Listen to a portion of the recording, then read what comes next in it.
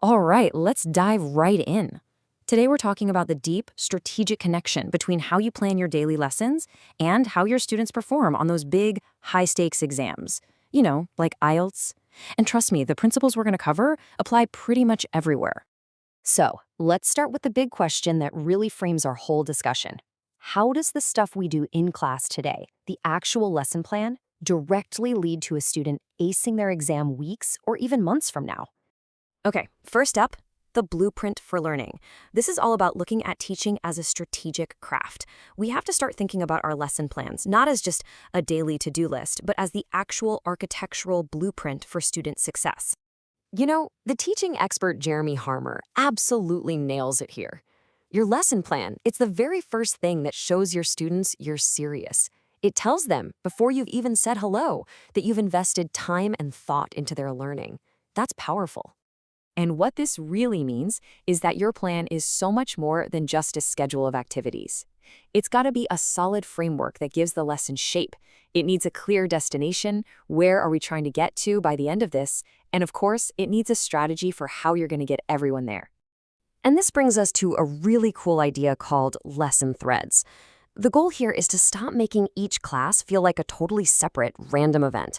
Instead, you weave these threads, these topics or language points or skills through multiple lessons, connecting everything together. It makes the learning feel so much more connected and honestly way more memorable. So, what does this actually look like? Well, imagine this. You could have a topic thread about the environment that runs for 3 weeks. At the same time, you're weaving in a language thread on the past perfect tense. And on top of that, you've got a skill thread that's all about developing summary writing. See, it all works together. This creates this rich, layered learning experience that is absolutely essential for long-term memory, which is exactly what you need for a big exam. All right, moving on to our second big idea, mapping the exam landscape.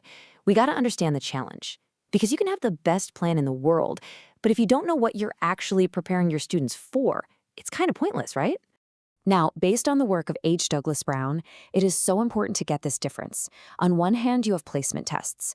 They're basically just sorting tools to put a student in the right class. But on the other hand, you have proficiency tests, like IELTS.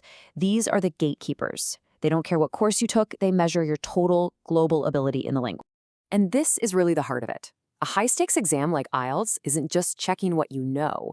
It's the ultimate stress test. It's measuring how well you can find and use what you know when the clock is ticking and the pressure is on.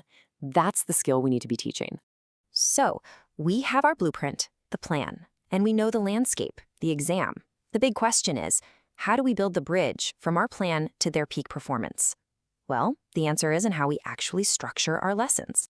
And for that, we can turn to the ESA model. Another brilliant idea from Jeremy Harmer.